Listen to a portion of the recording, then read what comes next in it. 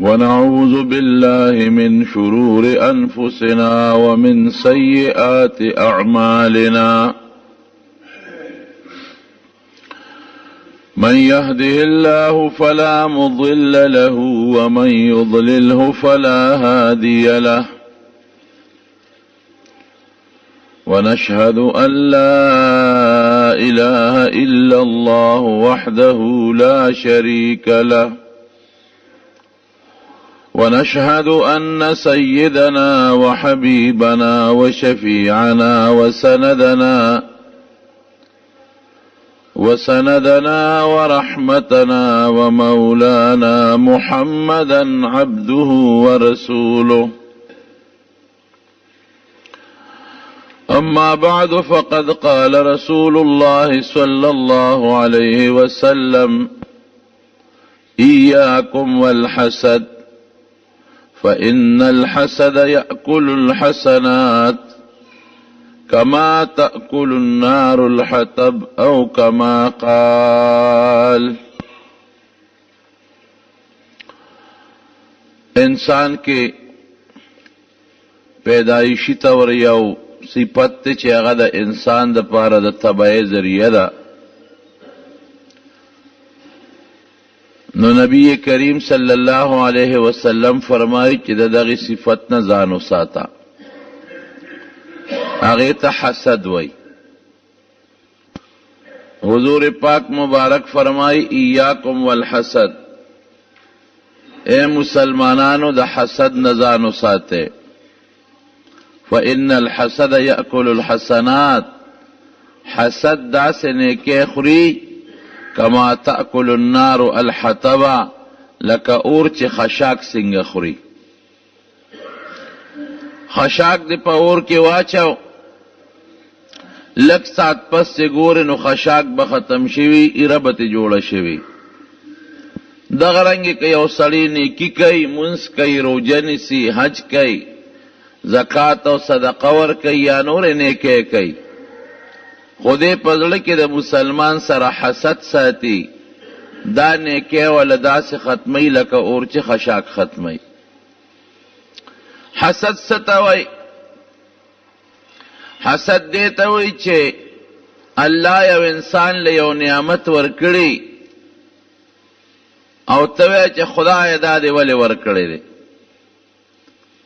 په دې خپل زړه کې دا سوچ کې چې دې بل له دا نعمت ولې ملو شوی دی، دا دې مالدار ولې دی، دا دې عالم ولې دی، د دې سړي دا خلک عزت ولې کوي، او دا سپینه جامې ولې چولې ده، او دا خشته ولې دی. دا سوچونه چې یو سړی کوي دې ته وروڼو حسد وایي. دا ډېر خطرناک جرم دی. یو خو د حسد سره پړه کې مسلمان سره بغض راځي. څوک چې چا سره حسد کوي، موږ پښتو کې کینه ورته وایو، بغض خامخا راځي. دویم دې سره کبر راځي په زړه کې. نو حسد ځان له ګناه ده او کبیره ګناه ده، ګناه کبیره غټه ګناه ورته وایي. او چې کوم بغض پړه کې راغی، بغض هم ګناه کبیره ده. او چې کم کبر د سړی په زړه کې راغی، دا هم ګناه کبیره ده. او کله دا حسد د مسلمان قتل او قتال ته ورسي، د حسد د وجې نه بیا مسلمان مړ شي، یو لګي شي بل مړ کی، دا غټه ګناه شوه. دشمنی پکې راشي، یو بل سره روانه راشي، یو بل پسې خبرې غیبت کوي، بیا د دې ټولو ګناهونو جرله حسد دی. خدای دې مسلمانو ساتي. په اسمانونو کې لومبه حسد دا شیطان کړی دی. حضرت آدم علیہ السلام چې کله الله پیدا کو، نو دې فرشتو سره یو مشوره غونډه وکړه چې زه په دې بخت د ځمکه یو خلیفه پیدا کوم، څنګه م خوښه ده. نو فرشتو مخکې په دې مخ د ځمکه پیریان لیدي، پیریان الله مخکې پیدا کړي. پیریانو یو بل سره قتل و قتال کول، یو بل به وجل، او په دې ځمکه کې فساد کاو. نو فرشتو دغه تو قتل چې دا خلیفہ پزمکه کې پیدا کې اب هم لکه د پیریانو غوندې وي دی به هم پزمکه کې فساد کوي او قتل و قتال به کوي نو فرشتو الله ته وی الله پزمکه کې نور مخلوق ما پیدا کوا زمون خدا رای ده ځکه مونږ د پیریانو حالت پزمکه کې لیدلې دی بم یو بل سره قتل و قتال او جګړه کوي او فساد بکي الله ته بخپای بیا دا فرشتو دا الله په خفغانو الله بیا به تخپه او که عبادت له پیدا کې نحن نسبح بكم بحمدك ونقدس لك خدای موږ ته عبادت کوو کنه بل چاته ساجد الله وی انی اعلم ما لا تعلمون ما لچ کما پویشتنو هغه پویستاسو نشتا یو خلیفہ پیدا کوم شیطان دا خبرې واورېده هم په پیشو ځکه دې بره په فرشتو کې اوسېده دومره عبادت دی شیطان کړو چې دا خپل عبادت په ذریعہ اسمان ته رسېدلی او د فرشتو په ډله کې بالته اوسېده رب العالمین د آدم علیه السلام د جوړولو دپاره د ځمکې نه خوره خټه راغونډه کړه او هغه خوره په جنت کې یو ځای کې د هغې نه د آدم علیه السلام یو تابوت جوړ کړ لا روح پکې نو اچولې نو فرشتې به هم پې ګرځېدې چې ردنه به خلیفه د الله جوړېږي او شیطان به هم پې ګرځېده چې ردنه به خلیفه جوړېږي شیطان چې راغی دې له تینګړی ورکړه دې خېټې له چې ورکړه ټنګ ټنګ یې کول یاره وی شی نقصاني دی ښه ځکه کم شی چې ټنګ ټنګ کوي ډډي دا خراب شي وي کمه اونه چې ټنګ ټنګ کوي ادنه ډډه یې خرابوي او کم لرګی چې ټنګ ټنګ نه کوي دنه ډډه نه یې ډېر قیمتي وي نو چې دا خېټې له تینګړی ورکړه او ډډوالی ته معلوم کړو چې دا خو ټنګ ټنګ کوي دنه ډډ دی وی شي کې نقصانات ډېر دي دا اقې وخت نه د پړه کې ګورې حسد د حضرت آدم علیه السلام سره پروت و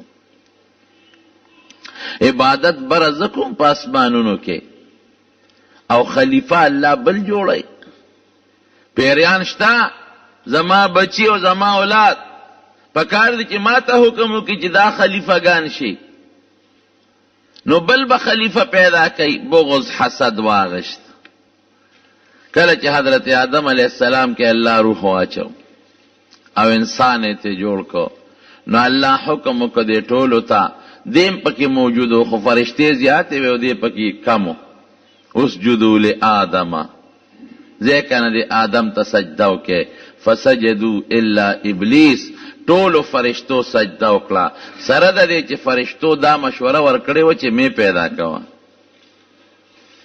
هغې شیطان نه مشوره نه وه غوښتې شیطان ته نو ویلې چې آدم پیدا کوم شیطان دا نو ویلې چې مې پیدا کوه او فرشتو دا ویلې چې الله مې پیدا کوه نو پکار دی چې بغض کوو حسد کوو چې فرشتو کړی چې الله مونږ خو درته وی مې پیدا کوه نو تا ولې پیدا که الله مونږ خو وی چې خلیفه ته ضرورت نشته تا ولې دی جوړ که یاره مونږ خو ورته سجده نه کوو نه فرشتو دا ونه وی بس یو خپله مشوره د خپلې پوهې متعلق الله له ورکړه او بیا د الله د فیصلې مطابق د الله فیصلې ته سر ښکته که الله ته وی چې سجده ورته وکړه ودرېږه سجده ورته کوو حضرت آدم علیه السلام ته ټولو فرشتو سجده وکړه ابلیس ونه کړه چې فرشتو سر اوچت که ویې کتل چې دې سپېره خو ونه کړه نو هغې دویمه د شکریې د وجې نه وکړه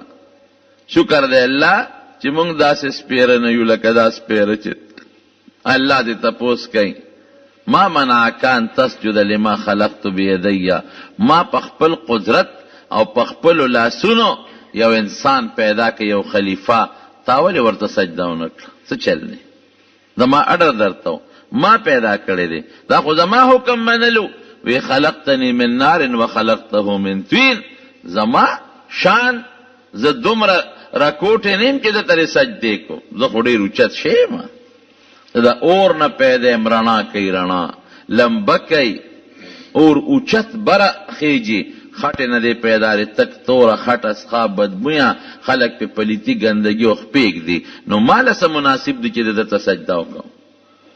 فرشتو دا ونه چې موږ د نور نه پیدا یو. د اور څه شی دی؟ نور رڼا ده، رڼا. اور څه شی؟ ګوره حسد یې وکړه د آدم علیه السلام سره چې تا د خلافت دا لوی منصب دله ولې ورکې، ماله ولې نه راکې؟ زه له ده نه مخکې پیدا یم، دې زما نه وروسته پیدا شو، ما عبادت کړی دی دې بلاکۍ، زه د اوره پیدا یم، دې د خټې نه پیدا دی، او زما بلا بچی دی په مخ د ځمکه، نو ماله ولې خلافت نه راکې چې دله ورکې؟ د هغې حسد د وجې څونه ګناهونه پیدا شو. یو یې کبر وکړ، حسد سره کبر لازمي. دویم د الله سره مقابله وکړه، د الله حکم یې ونه مانه. او دریم الله سره په مقابله کې پرېوت. الله ورته وي ښه دی ونه کړ، وي ښه مې کړي دي. ګورو به ګوره الله ته یې بړې ووالې، ګورو به دی به ته خلیفه کې او د بچی به په دنیا کې پیدا کېږي یا هر ځای کې چې پیدا کېږي، زه پوه شه او د دې بچو سره پوه شه.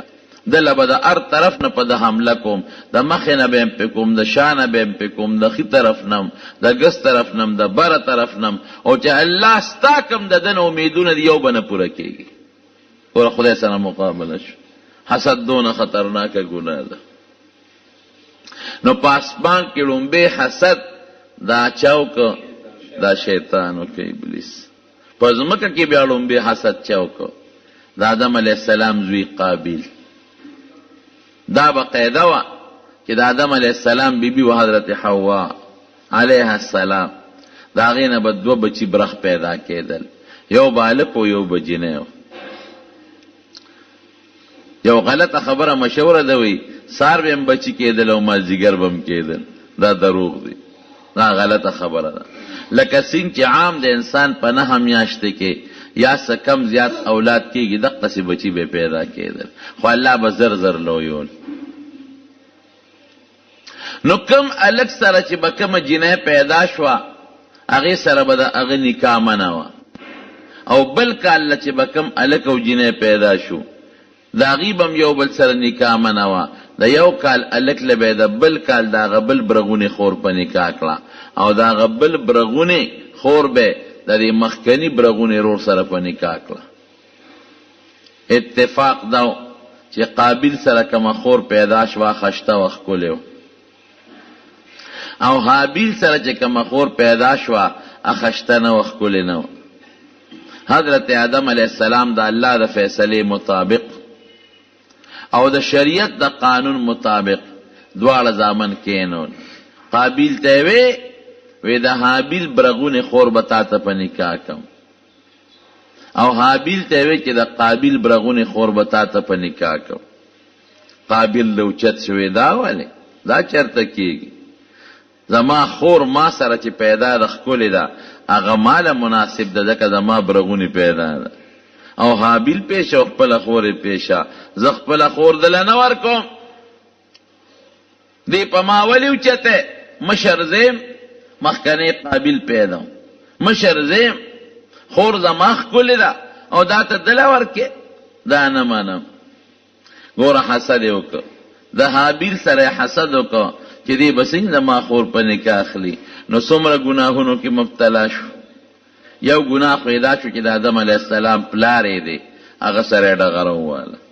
دویم د خدای پاک حکم یې ونه منه، الله سره یې ډغره وواله. او دریم څه کوي؟ شیطان راغی وسوسه یې ورته واچوله، وی هر کله چې ستا دا خور به هغه ته په نکاح کېږي، ځکه دا قانون دی. وی څه وکم؟ وی دا رور دې مړ که، لار به درته خالي شي. آدم علیه السلام دواړو ته بچی یو چل درته ښیم، قرباني وکې چې د چا قرباني قبوله شو او په حق یې، ځکه ما خبره خو منې نه. هغه زمانه کې به د خیرات د قبلېدو دا طریقه وه چې د بر نه به اور راکوش و هغه شی به یې وسوځو، نو چې د چا خیرات به قبول و اور به سوځو، او چې د چا اور به خیرات ونه سوځو دا به د نه قبلېدو نښه. وی قرباني وکې، نو د قابیل به پټي کرل زمیدارو، او حابیل به ګډان او چیلې ساتلې. حابیل. نو حابیل لار یو خشتخ کولی گڑی راوست او هغه د الله په نوم ذبح کو او په یو غر د پاسه هغه کېښوده. او قابیل کې هغه فطرت پروتو ا دشمنی حسد د خپل پلار خبره هم نه منله، هغه سسخا غنم منم غله راواغشته او دا د خدای په نوم خیرات په یو غر کېښوده. اور راغی د حابیل هغه ګډې وسوځاو او د قابیل هغه غله هغه سخا قبوله نه شوه. آدم علیه السلام ورته وویل کنه وګوره وی د هغه قرباني قبوله شوه ستا قبوله نه شوه، په حقه دی او ته په ناجیزې نور هم حسد زیات شو چې ښه د هغه قرباني قبلیږي او زما نه قبلیږي، نه منم د پلار دا فیصله. حضرت آدم علیه السلام حج لاړ او قابل را لګي شو، شیطان ورته وسوسه واچوله وی دا رور دې مړ کا لار به درته کولو شي او که دا رور دې جمدي وي نو ګورې ستا دا خور هغه خامخا ورکوي. بس اوچت شو کاڼې راواغېسته او دې حابیل ته وایي د دې فیصلې نه صبرېږي او که نه صبرېږي مړ دې کوو. او دا خو زما د پلار وینا ده، زما پلار پیغمبر دی او دا د خدای وینا ده. وی وجنم دی وی کته مې وجنې ما انا بباسط یدی الیک لاقتلک انی اخاف الله، زه د الله نه یریږم، کته مې وجنې مړ مې که خو زه لاس در باندې نه پورته کوم. قابیل لګي شو حابیل یې مړ کړ.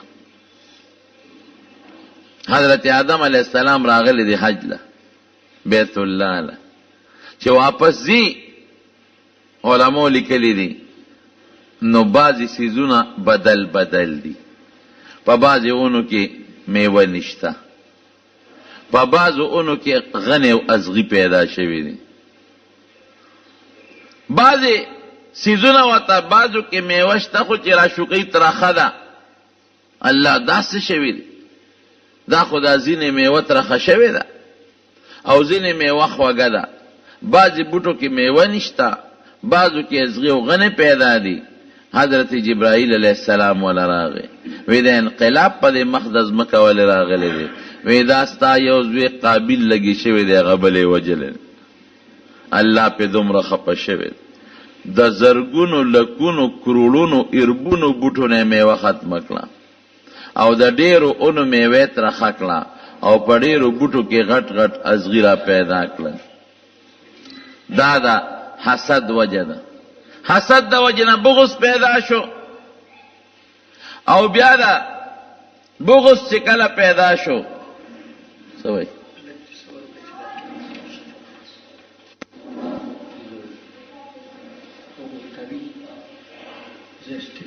د حسد د وجه نه بغض پیدا شو.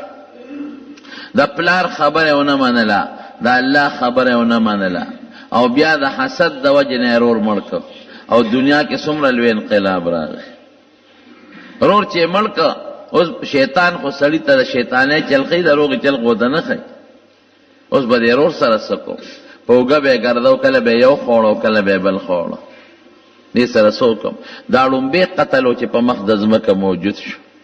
نبی کریم صلی الله علیه وسلم فرمایي چې لومبی د قتل د مسلمان بنیاد قابل کې خود نو تر قیامت پورې چې څومره خلق قتلونه کوي د قاتل چې څومره ګناه کېږي د دې ټولو برابر ګناه به د قابل هم کېږي. حسد دونه خطرناک شی. بیا یو کارغه راغی بل کارغه مړ کړ، الله ورته چل ښه. نو بیا چې دا کم کارغه لګي شو بل یې مړ کړ نو هغه په ځمکه کې لتې ووالې ووالې ځان له کنده او کنستا نو په مخو کې هغه مړ کارغه راوسته نو په هغې خوره کې واچو او خورې پې د پاسه واچولې. وی اوهو دومره مې چغې والې او دومره مې رور مړ کړ او طاقت مې دومره نشته چې د کارغه نه مې عقل کمزوری دی. هغې له د خخولو چل ورته و ما له د خخولو چل نه راته نو کندیو کې کنستل او حابیل یې پکې واچو. دا د حسد وجه ده. نبی کریم صلی الله علیه وسلم سره دا کافرو پس دشمنی کول. مدینه منوره کې غټ کافر او عبدالله ابن ابی هغه دشمنو د حسد د وجه نه منافق او منافق په خولې به باقاعده کلمه وی اشهد ان لا اله الا الله واشهد ان محمدا عبده ورسوله، بالکل په خولې به کلمه وی. مونږ به هم کو جمعات کې د نبی علیہ السلام سره او دا هغه په حکم به جهاد لم ته جهاد څومره ګران کار دی لیکن د حضور پاک سره حسد او حسد دا هغه حسد د وجه منافق.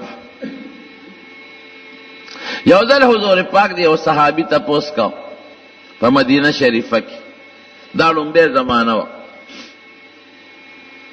چې په لار ځي نو ګډ وډ خلک ناست دي پکې مسلمانان هم ناست دي او پکې مشرکان هم ناست دي یهودیان هم پکې ناست دي او دا عبدالله ابن ابی د منافقانو سردار دیم پکې ناست دی خو دې وخت کې لا د نفاق نو اختیار کړی لا دغه وخت کې کافرو.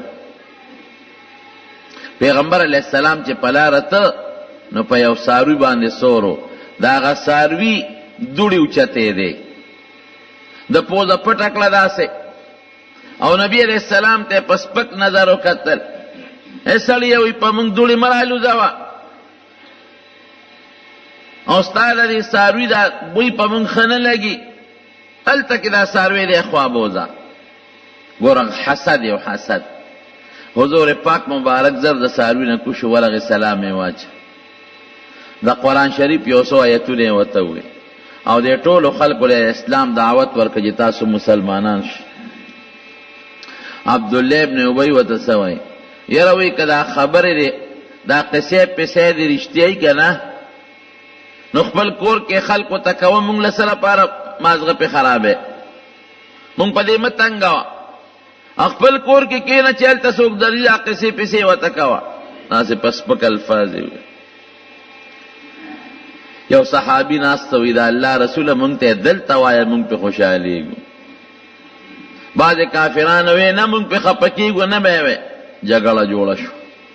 پیغمبر علیه السلام هغه جګړه ختمه کړه چې لار د هغه صحابي تپوس له د انصارو د یو قوم مشر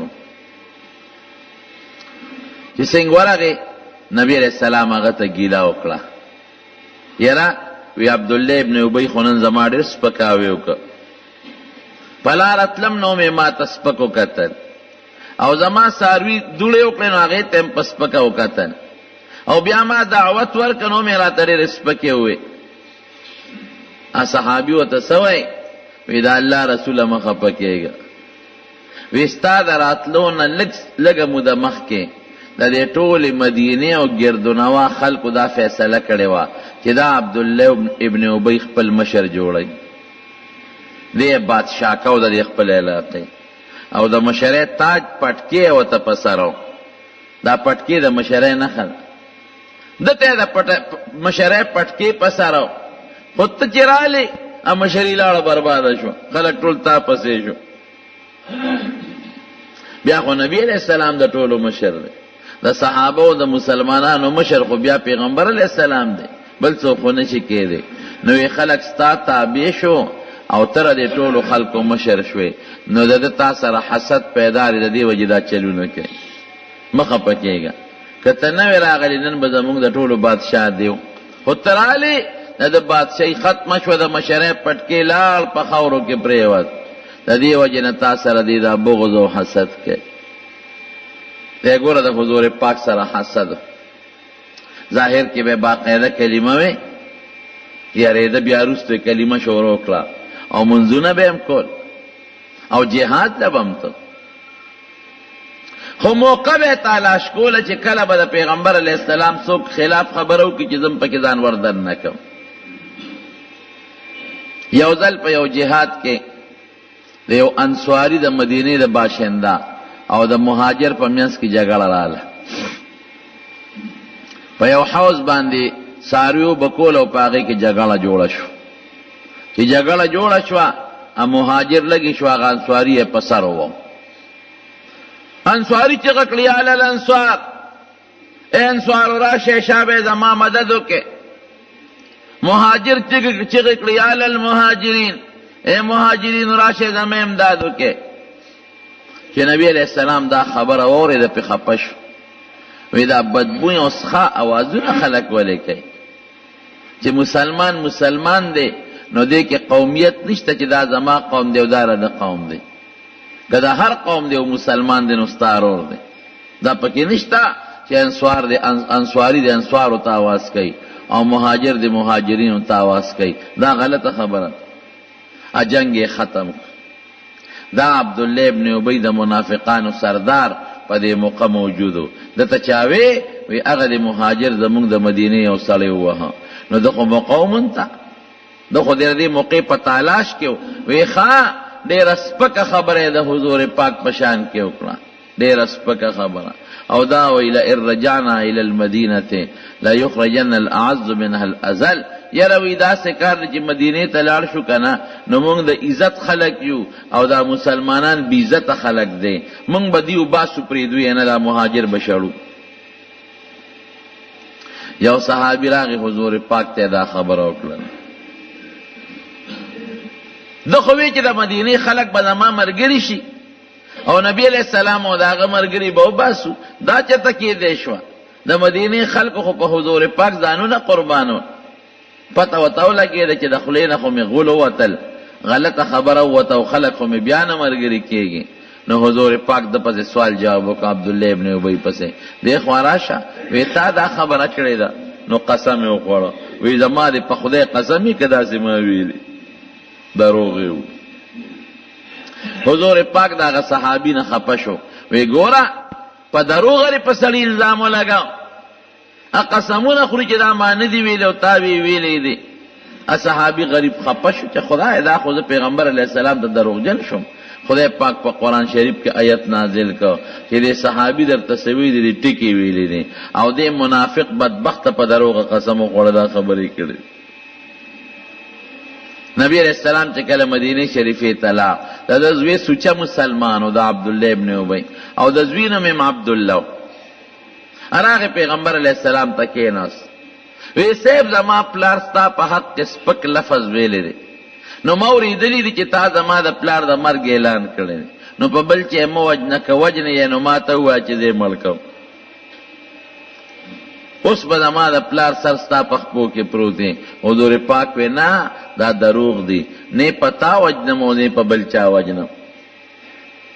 سره د دې دا زوی ورپسې لاړ، دې په لاره را روانو او د څاروي نه یې راکوز کړ او د دې ګریوان نه یې کلک ونیو. دی ورته وایي د عبدالله ابن ابی هلکه عبدالله ته زما زوی نه؟ وی یم کنه. ګوره هغه خوږ زوی او د دې پلار او د زوی ډېره مینه وه یو بل سره، هسې د پلار او د بچي مینه. او زما خوږ زوی نه؟ زما تا سره څونه مینه او ستا را سره څونه مینه؟ وی بابا بلکل ډېر مې خوښ وی او زه دې هم ډېر خوښ یم، خو زما د په خدای قسم چې د رسول الله مبارک د خپې دوړې ته هم زما په نیز نه رسې. تا غوندې سوونه پلاران به د هغه نه قربان کم. تا د حضور پاک په حق کې د ذلیل لفظ استعمال کړی دی چې هغه ذلیله دی او زه عزتمند یم او د مدینې نه به وباسم. توره یې ورپسې اوچته کړه، وی دا سر د نه قلم کوم. تا د پیغمبر په شان کې ګستاخي ولې کړې ده؟ وی شا به اوس به داسې وی چې زه ذلیل یم او نبی علیہ السلام عزتمند دی، هله دې پرېږدم. وی ښه زه ذلیل یم او حضور پاک عزتمند دی. وی بیا ووایه، وی زه ذلیل یم او حضور پاک عزتمند دی. وی بیا ووایه، وی زه ذلیل او حضور پاک عزتمند دی. وی زه اوس مې پرېښودی. حسد د هغه نه نه وته. زوی یې څونه سوچه مسلمان، لیکن د هغه سپېره نه حسد نوځي. کوم وخت کې چې مري نو بیا هم سوچه مسلمانی نه قبلوي. او یقین یې څونه دی، زوی ته وایي چې زه کله مړ شم نو پیغمبر علیه السلام به راولي چې جنازه په ما وکړي. ورته پته وه چې دی خو په ما جنازه نه کوي. او د پیغمبر علیه السلام نه به کمیس اخلي ماله به راوړی، نو زما کفن کې به د هغې کمیس شاملی. مطلب یې دا و چې د هغې کمیس به د برکتي، نو ما ته به الله عذاب نه راکوي. ګوره دونه ورته پته. بغض حسد خطرناک شی دی. ولی شیطان ته دا پته نه چې زه د خدای خلاف کوم اور ته به ځم. شیطان ته دا پته نه و چې آدم علیه السلام ته سجده ونه کم ذلیل بشم. شیطان ته دا معلومات نو چې د خدای مقابله کوم، د خدای دشمنی کوم، دنیا کې خو به وکم خو مال آخرت کې به الله سزا راکوي. لیکن حسد یې پړه کې پروت دی. حسد خطرناکه ګناه درونو، الله دې امتې وساتي. زوی راغی نبی علیہ السلام ته، وی دا الله رسول زما پلار وصیت کړی دی، پلار مې مړ شو وصیت یې کړی. یو دا وصیت کړی دی چې جنازه به پته کې، او دوی دا وصیت کړی دی چې ته خپل کمیس راکې چې زه پلار تر لمبولو نه پس ور واچو. حضور پاک زر خپل کمیس ولا ورک وی دا وته واچو. حضرت عمر راغی وی صاحب هغه منافق لري خپل کمیس ورک، دا منافقانو مشر. وی عمر دا مې ولا بدل خلاص ک. د بدر په قیدیانو کې د ماتره حضرت عباس نیولې شوی او دا هغه کمیس نو دی عبدالله ولا کمیس ورکړو، عبدالله ابن ابی دی دا هغه فقط برابر دواړه لګلونو، نو ما ولا هغه تر بدل خلاصاو. او زوی ته ولا وی چې کله جنازه تیار شي نو ما ته ووایه زه به درځم جنازه به پې کوم. چې جنازه تیار شو نو زوی ورپسې راغی وی صاحب د پلار جنازه مې تیاره ده. حضور پاک لاړ، صحابه هم ورسره. چې څنګه جنازې ته ور مخکې کېده حضرت عمر ورمنډه کړې، د لمنې نه یې کلک ونیوه. دا الله رسول په چا جنازه کې بی بی حضرت عائشہ صدیقہ رضی الله تعالی عنها هم د تهمت لګولې. ابو جهل دا ګناه نه کړې، دشمنو د پیغمبر علیه السلام مخ په مخ ورسره جنګېدلی دی، لیکن کورنو کې ولا ګوتې نه دی والی. عتبه دشمنو، شیبه دشمنو، ولیدی دشمنو، امیه دشمنو، غټ غټ دشمنان د مکې پیغمبر علیہ السلام سره مخ په مخ جنگیدلی دي، لیکن د نبی علیہ السلام په جامع داغ نه دی لګولې او د سپیره خو هغه هم نه دی برېښې. قرآن شریف بیا د عایشې بی بی صفی وکړله. قرآن کې آیت نازل شو اولئک مبرؤون مما یقولون لهم مغفرة. دا خلق دا بیبیان بری دي، دا دوی چې دي دروغ وی دروغ. الطیبات للطیبین، پیغمبر پاک دی بیبیان به هم پاک وي. دا پاک شخصیت په نکاح کې پلیته ښځه نشي راتلی، دا پاکی دی بیبیان. قرآن صفحی ورکړه. نو حضرت عمر ورته وی دا الله رسول دا ظالم دی په دې جنازه کې فلان کی وخت کې تا پسې دا ویلی دی، فلان کی وخت کې دا ویلی دی، فلان کی وخت کې دا ویلی دی، او تا باندې د الزامونه لګولی دي. نبی علیہ السلام ته اخر عني یا عمر، رستو شه ما مرانی سا. بیا وته عمر وی خدای قرآن کې نه دی ویلې ان تستغفر لهم او لا تستغفر لهم لن يغفر الله لهم، ان تستغفر لهم 70 مرة لن يغفر الله لهم. فتدیل او یا ظلم د خدای په دربار کې بخنه غواړي بیم نه بخم، او یا کرتم بخنه غواړي نه بخم. نو ته څنګه جنازه کې حضور پاک عجیبه شخصیت وګورئ. که چا به بغض حسد کو دی به سره نه کو. حضور پاک ورته سوی وی عمر کما ته پته ولګیدا چې دا او یو ځلو نه په زیات الله بخیزه بوله دا او یو نه زیات بخنه غواړم. د زمانی دشمن او په کورانو چارو الزام لګول او جامه داغدار کول او اماته الله او یا کرته ویلی چې او یا کرته بخنه غواړي نه بخم. که دا او یو نه زیات بخلی کېږي دا او یا نه زیات ولا غواړم. رستو شه عمره. عمر رستو شو، په جړا شو عمر. حضرت نبی علیہ السلام جنازه وکړه او بیا دون احسان وسره وکړه چې د جنازې نه پس قبر ته په خپله کوز کړ او خپل لاړې مبارک هم په د پاسه اوتو کلی او لحد کې کېښود چې د قبر نه روت جبریل علیه السلام دا آیتونه راوړل لا تصلي على احد منهم مات ابدا ولا تقم على قبره. ګورې پام کوه نن دې وکړل خو عمر چې څه ویلي ټکي ویلي دي د نن نه پس چې د دې منافق په قبر هم ونه درېږي او جنازه هم پرې ونه کړي او منافق په جنازه نه کړي. دومره خطرناک دشمن ګور ورته پته وه. او حضور پاک ته قرآن شریف کې الله وایي لا تصلي على احد منهم مات ابدا، په دې خلکو به جنازې نه کې. ولا تقم على قبره، په قبر به دعا ته هم نه درېږي. دومره خطرناک مجرم. دا د سره وجه نه د حسد د وجه نه، نور څه نو د حسد او بغض او بغض. حسد خطرناکه ګناه ده. ځکه حضور پاک فرمایي ایاکم والحسد. دا د ابو داود حدیث دی. د حسد نه ځان وساتئ فإن الحسد يأكل الحسنات كما تأكل النار الحطب. وی حسد داسې نیکۍ خوري لکه اور چې خشاک خوري. یو پس خیدل دی دا جایز دی. پس خیدل څه ته وایي؟ غیبته ورته په عربیه کې وایي. حسد خو دې ته وایي چې خدای دله د علم ولې ورکړی دی. دا مال دی ولی ورکړی، دا حسن خشتوالی دی ولی ورکړی دی، دا خدای سره جنگ کول دی. او یو پس خیدل دی، غبطه وته وی په عربی کې. پس خیدل دی ته وای چې خدای دله د علم ورکو، زه ورسره حسد نه کوم. حسد کې بلې دا سوچي چې د ده د علم نه وی، دا مال یې نه وی، د عزت یې نه وی. او په پس خیدو کې دا سوچ نشته خدای د ده د مال نصیبي خو مال همداسې راکړي، د ده د علم نصیب شي بدي مې نه شي مال همداسې راکړي، د ده د حسن نصیب شي بدي مې نه شي خو مال همداسې راکړي. دا بیا جایز دی. حضور پاک فرمایي لا حسد الا فی اثنین، وی په دې حسد نه غبطه مراده ده، پس خیدل. وی دو سینو دو کسو ته پس خیږي، دو کسانو ته. رجل آتاه الله مالا فسلطه على هلكته في الحق، یو هغه انسان چې الله ولا مال او دولت ورکړ او بیا الله ولا زړه کې دا واچوله چې شابه په نیکه لاره کې دا مال دولت لګاوه، د تو پس خیږي. دا ووایه پړه کې چې خدایا که داسې مال دې مالم را کړی وي د ده دې نصیب شي، خو که داسې مال دې مالم را کړ چې زه هم د نیکۍ په لارو کې لګوم، دا جیز دی.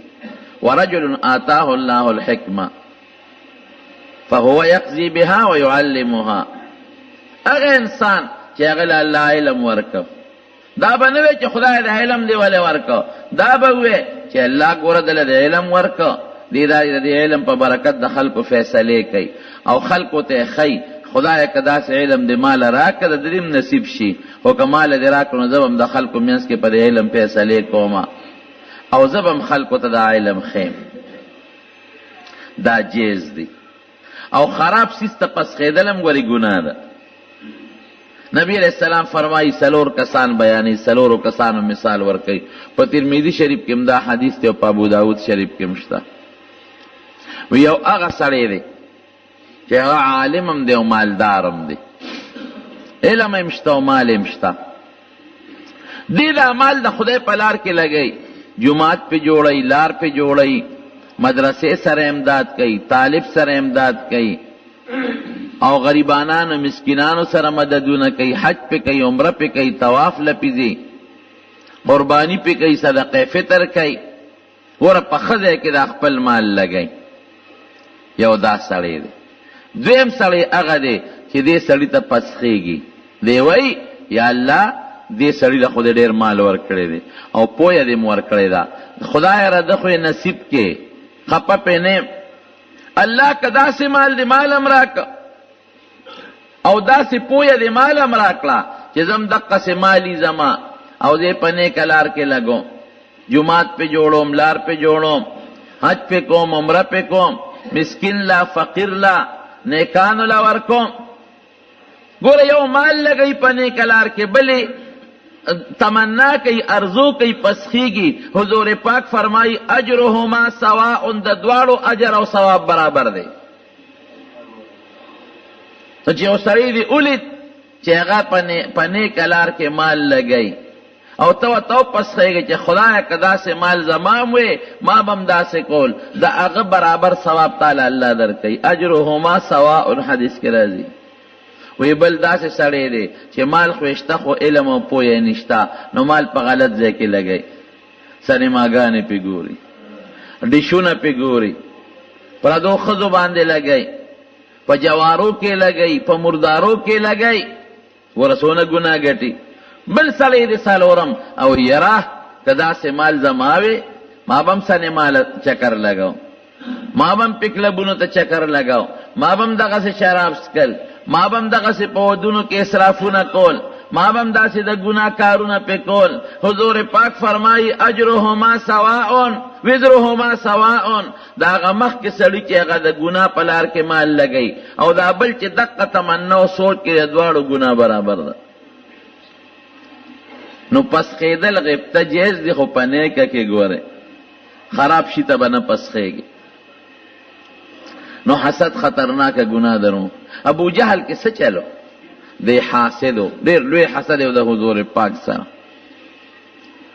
نبی علیہ السلام مبارک به د شپې د قرآن شریف تلاوت کو، د کورونو دیوالونه خو به داسې نو لکه زمونږ په شان غټ غټ، او نه د پردې دا رواج او هغه زمانه کې د پردې د احکامات هم نو نازل، نو چې حضور پاک به تلاوت کو نو بار به خلق اورېده.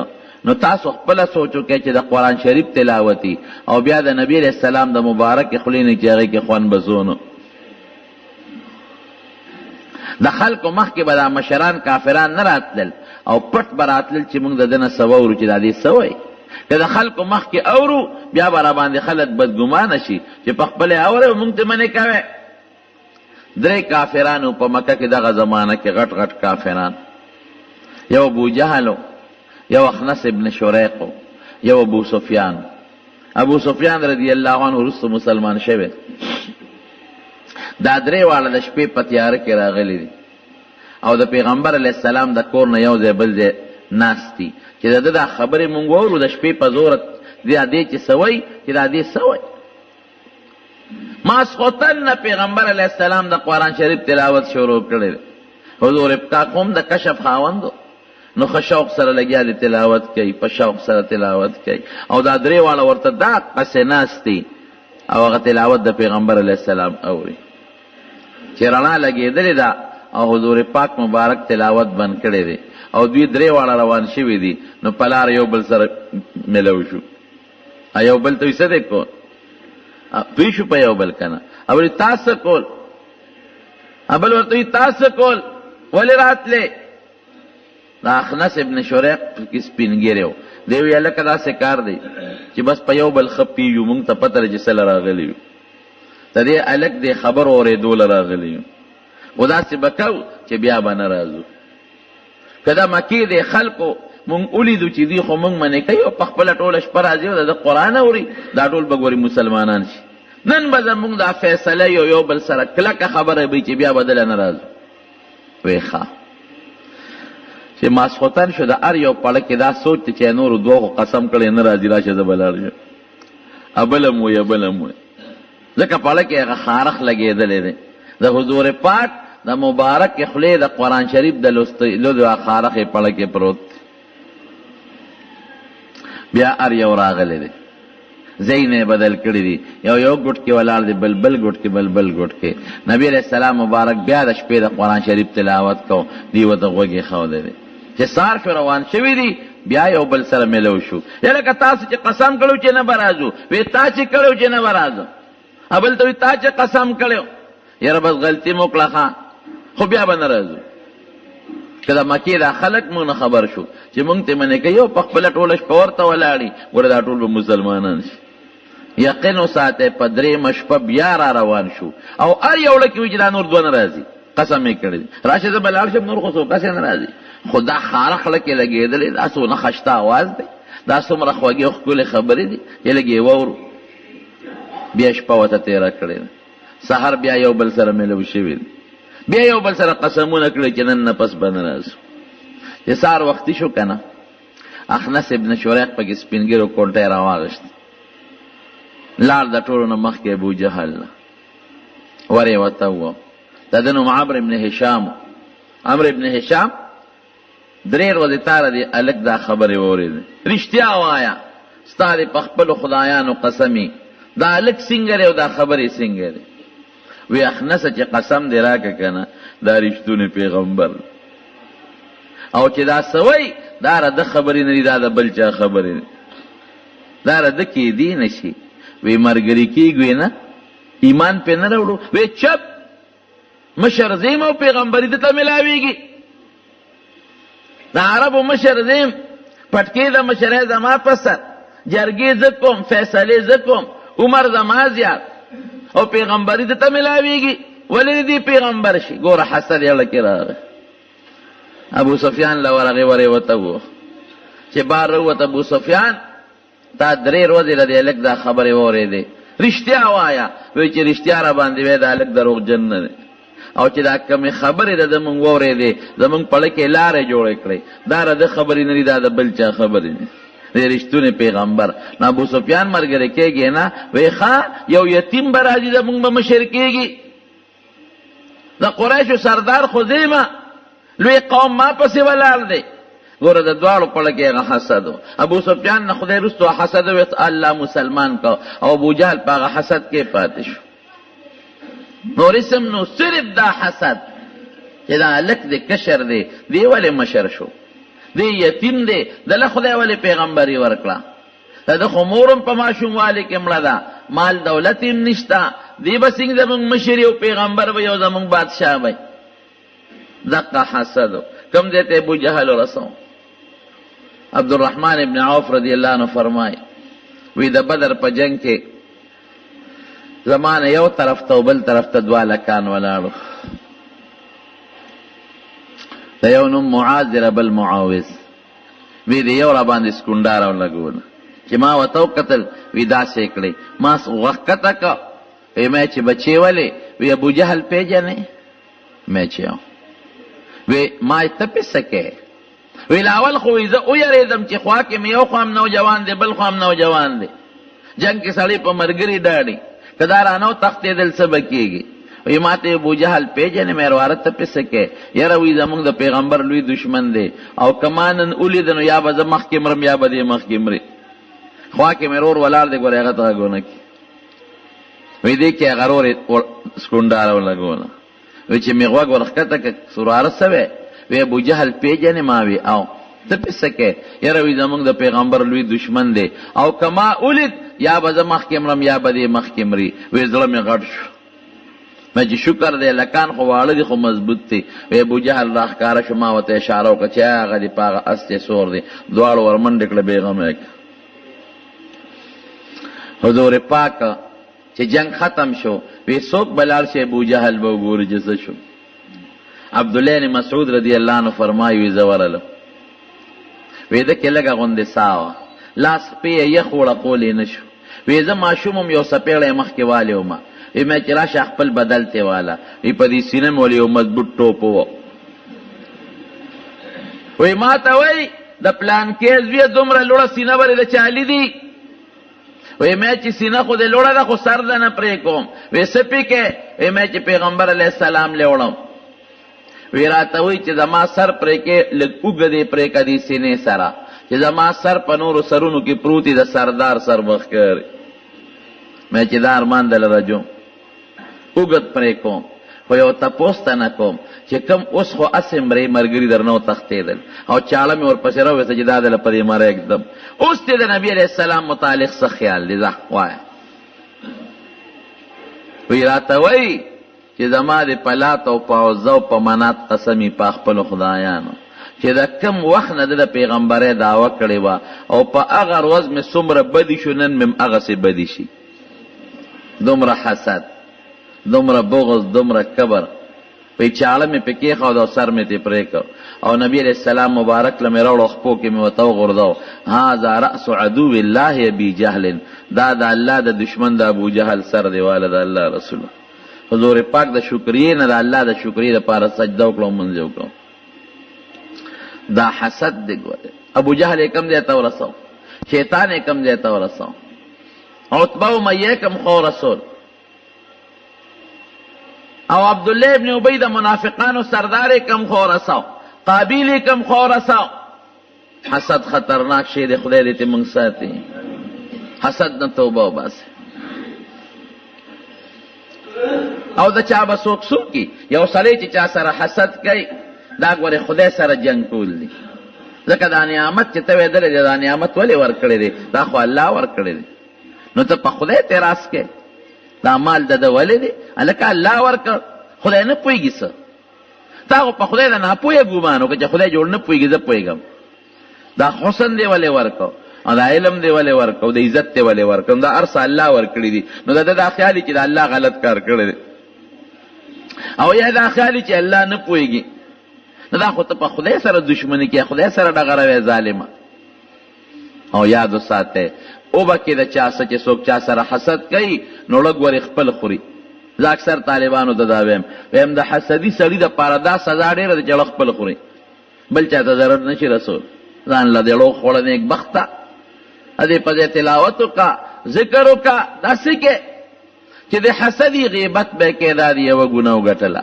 چې د حسدي وسره دروغ به په ودا د دویمه ګناه وګټله، چې د حسدي بغض به سره کېدا د دریمه ګناه وګټله، چې د حسدي ډز به په کېدا د څلورمه ګناه وګټله، چې د حسدي روانه به سره کېدا د بل ګناه وګټله. څومره ګناهونه شو چې چا کې حسدي کبرجلی کبر بکې دا د بل ګناه، او دا ټولې ګناه کبیرې د غټ غټ ګناهونه دي. قارون د موسی علیہ السلام د ترز وی او د تر سکه د ترز وی هغه حسد موسی علیہ السلام سره. دا موسی دی ګوره د فرعون په کور کې لوی شوی دی، فرعون غلام دی او دا هغه کور کې لوی شوی دی، او بیا باری ټول وخت تیر کا او هغه ته پیغمبري ملاو شوه او ټول بني اسرائیل مرګري دي، او زما ډیر لوی مال دی دولت دی او زه خشتم او ما ته پیغمبري ملاو نشوه. دا ولی په دې حسد کې پروتو. قرآن شریف کې الله وی قارون له خدای دونه مال ورکړیو چې د مال د خزانو کنجانې به یو لوی ډلې ګرځولې، یو کس دو کسو دریو کسو د هغه کنجانې نشو ګرځولې. او یو ځل وی د اختر ورځ وه په یو لوی شان او پروتوکول کې راووته، خشته جامې چولې وې او کالیګانې چولې او بنګړي چولې، پخوا به د سړوم بنګړي چول لکه دا ګړی چې زمون خلک چې، او خشته جامې او پیزار، او څوک نوکران ته مخکې ځغله او څوک ته وروسته ځغله او اټینشن او منډې تړلې. چې کوم خلک وو دنیادار هغې وی اوهو ارمان که داسې عزت او مال زمونږ وي لکه د قارون چې دی. او چې کوم نیکان بندګان هغې پام کوی ګورې دا دنیا لږ مال دی. او د قارون سپیره جندم برباد دی، د موسی علیہ السلام سره حسد لري، برداشت یې نشو کولی د موسی علیہ السلام.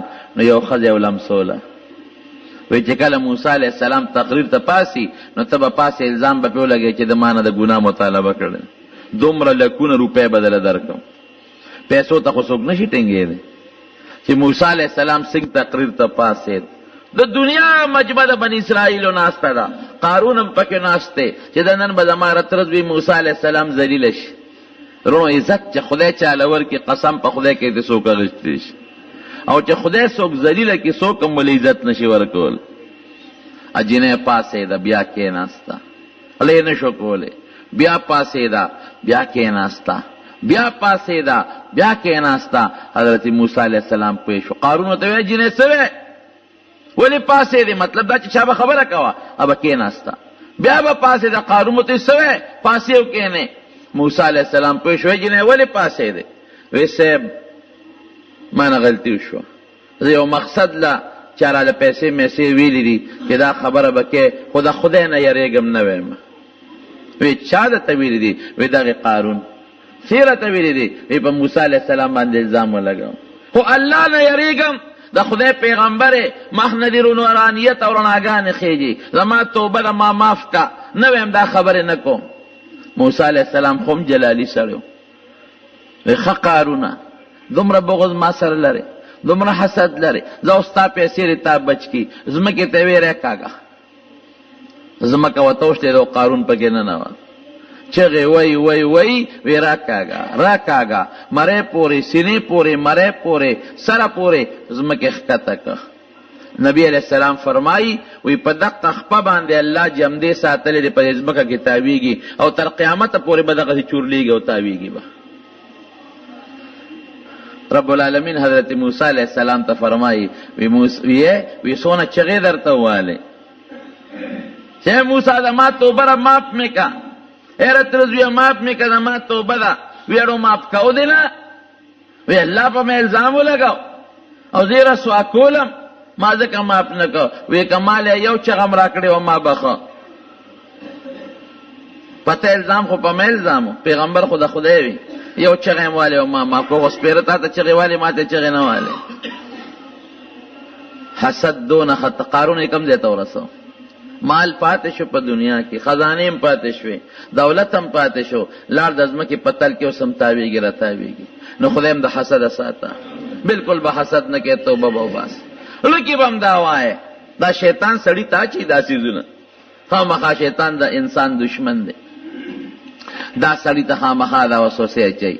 نو حسد به نه کوې، پس خیدل کولی شي چې خدای دله دې مال ورکړه، دې نصیب کې ددنه دا نویم چې رد دي نی مالم خدای داسې راکې او په نیکو کې به پس خیدل کې چې خدای دې په دې مال کې نیکی کوي په دې علم کې نیکی کوي خدای چې زم دغه سې نیکی وکم نو هغه سې اجر بدل خدای پاک درکړي دا به نه وي چې رد اعمال ولې دی او دا علم یې ولې دی او دا حسن یې ولې دی او دا بچی یې ولې دی دې ته حسد وایي دا خطرناک شی دی الله دې ته مونږ وساتي دوکه الله مونږ د حسد او د بغض نه وساتي الہ العالمین کوم پزله کې بغض او حسد د مسلمان سره راغلی خدای توبه او باشراته معافي وکړي خدای مونږ د کبر نه وساتي خدای مونږ د دنیا او د آخرت د عذابونو او مصیبتونو پامن کې وساتي بعضې دوستان دي بیماران دي چا مونږ ته ویلي دي چې مرضونه دي کورونو کې د بعضې خلکو په وجودونو کې الله مریضانو له شفا ورکړي خدای قرضداران د قرض نه خلاص کړي زمونږ د حلال و فراخ رزق نصیب کړي او چې کم کسان مردگان وفات شوي دي پروردگارا د آخرت وی برکتونه نصیب کړي او ته مغفرتونه نصیب کړي الله زمونږ د جمله چې څومره مرګري لري لره زین راغلي دي خدای د ټولو د زړه حاجتونه پوره کړي او د مشکلاتو او د مصیبتونو دشمنونو الله په امن او امان کې وساتي اخر وخت په خپل دا کلمه نصیب کړي لا اله الا الله محمد رسول الله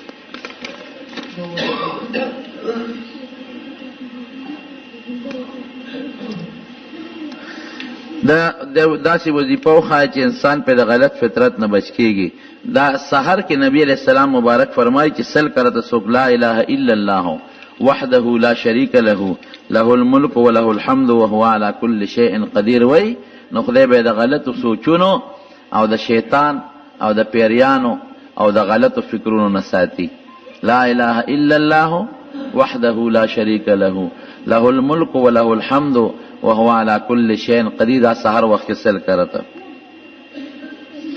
د خزه چې سرخ کاری په مانځ کې مونږ کیږي کنه نه مونږ نه کیږي او د سینه ماتيږي خو مونږ نه کیږي غیر ضروری تصویر په جیب کې موجودی مونږ کیږي او غیر ضروری تصویر په جیب کې ساتل ګناه ده ضروری خیر ده لکه شناختی کارت تصویر دا ضروری ده یا په نوٹ کې تصویر دا ضروری ده نیمګړی تصویر د ضرورت لپاره نیمګړی تصویر ځان سره ساتل شي او د پوره تصویر د ضرورت لپاره هم نشي ساتل او به ضرورت نه تصویر جیب کې ساتل ګناه ده البته کوي نو مونږ وسره کېږي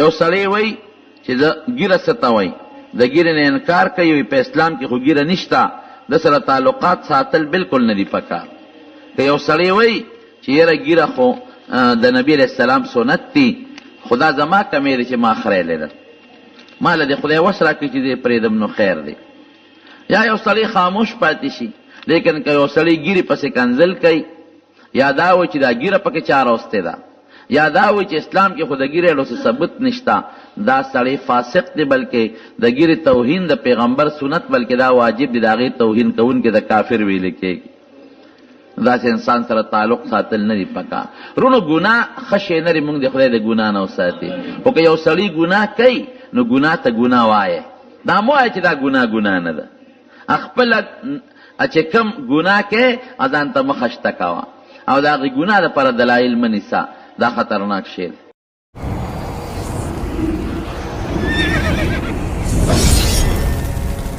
الجنة ستودیو